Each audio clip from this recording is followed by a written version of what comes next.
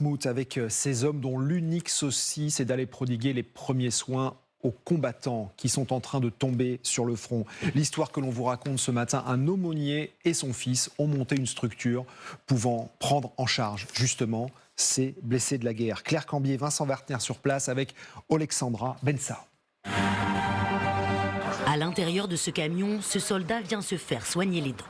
La dernière fois que je suis allé chez le dentiste, j'avais 9 ans. Et maintenant, j'en ai 45. Tu n'as pas peur des obus de mortier, tu as peur du dentiste? Nicolas est aumônier, son fils et son ami dentiste. Ensemble, ils arpentent les lignes de front malgré les bombardements. L'équipe a aménagé lui-même ce camion. Elle sait que les besoins sont importants.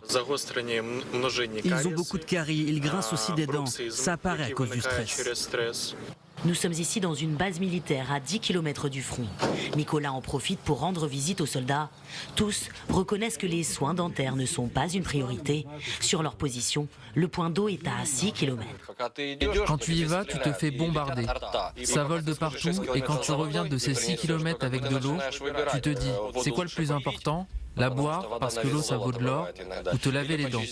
Sergueï est posté au nord de Bakhmout depuis 8 mois. Cette année j'ai tout raté, l'anniversaire de ma mère, le nouvel an, mon anniversaire. À ce moment-là, je pensais encore que ça allait se terminer un jour, mais ensuite, on est passé à 200 jours, puis 240. La guerre dure et pèse sur le moral de ces hommes.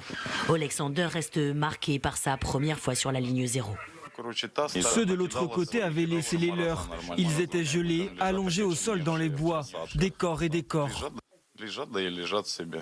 Tous aimeraient échanger plus souvent avec leur famille.